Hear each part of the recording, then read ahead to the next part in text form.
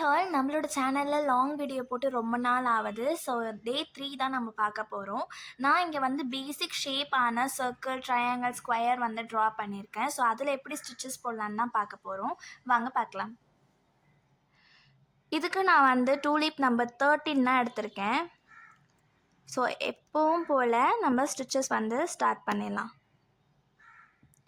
நான் எப்படி போடுறேன்ட்டு நோட் பண்ணிக்கோங்க. நான் சேம் சைஸில் தான் போடுறேன். நான் அதை விட எக்ஸ்ட்ராவோ கொஞ்சம் பெருசாவோலாம் எங்குமே நான் வந்து ஸ்டிச்சஸ் போடலை.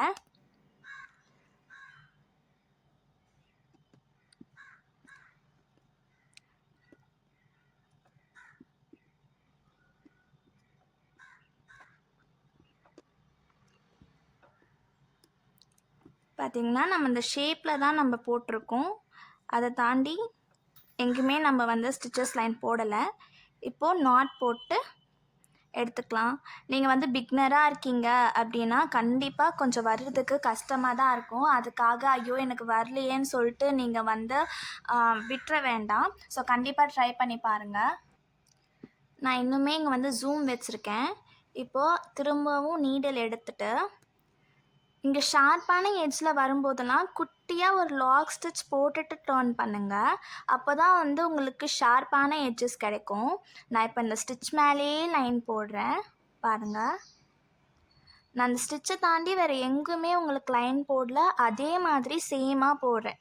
இப்போ வரும்போது நிறையா பேர் இப்படியே டர்ன் பண்ணிடுவீங்க.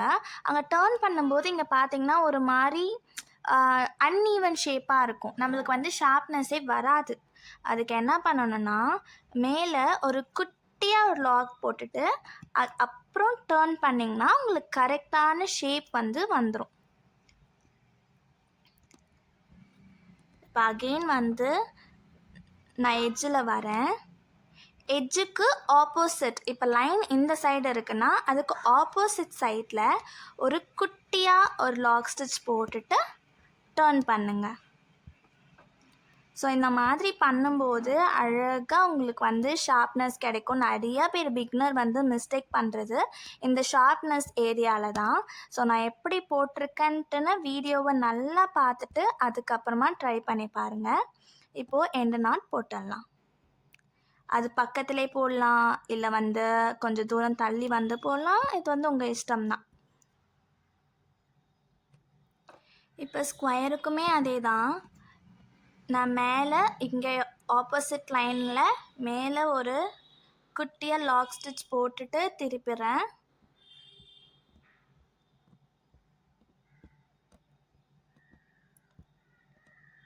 இப்போ குட்டியாக லாக் ஸ்டிச் கீழே போட்டுட்டு எந்த சைடுக்கு நமக்கு போனோமோ அதுக்கு ஆப்போசிட்டில் ஒரு குட்டியான லாக் ஸ்டிச் போட்டுட்டு டர்ன் பண்ணுங்கள்.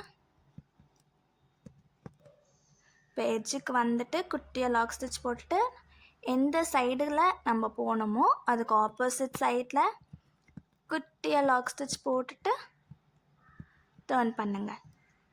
ஸோ இந்த ட்ரிக் வந்து நிறைய பேருக்கு தெரியாமல் இருக்கலாம். பிக்னராக இருக்கீங்கன்னா இந்த ஷார்ப்னஸ் வந்து ரொம்பவே முக்கியம். ஸோ ஷார்ப்னஸ் வரல இருந்தாலும் எனக்கு பரவாயில்ல, நான் டர்ன் பண்ணுறேன், என் ஒர்க் வந்து ஃபினிஷ் ஆனால் எனக்கு போதும் அப்படின்னு தயவு செஞ்சு நடக்காதீங்க. ஆரி ஒர்க் பொறுத்த வரைக்கும் நீட்னஸ் வந்து ரொம்ப முக்கியமானது.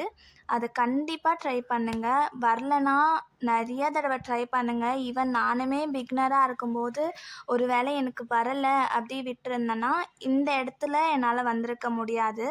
ஸோ நீங்கள் கற்றுக்கிற மாதிரி இருந்தனா கண்டிப்பாக வந்து ஸ்ட்ரகிள் இருக்க தான் செய்யும். த்ரெட்டு கட் ஆகும், கண் வலிக்கும், இந்த மாதிரி நிறைய ப்ராப்ளம்ஸ் இருக்குது. பட் உங்களுக்கு வந்து ஒரு விஷயம் பண்ணணும், நான் இண்டிபெண்ட்டாக இருக்கணும், நான் ஏர்ன் பண்ணணும் அப்படின்னு நினச்சிங்கன்னா கண்டிப்பாக இந்த மாதிரி ட்ரிக்ஸ்லாம் ட்ரை பண்ணுங்கள். எவ்வளோ நேரம் ஆனாலும் உங்களுக்கு ஒரு விஷயம் பிடிச்சிருக்கு அப்படின்னா கண்டிப்பாக ட்ரை பண்ணுங்கள். ஸோ நெக்ஸ்ட் வீடியோவில் இங்கே இருக்கு இல்லையா, இதோட ஸ்டிச்சஸ்லாம் பார்க்கலாம். Happy learning.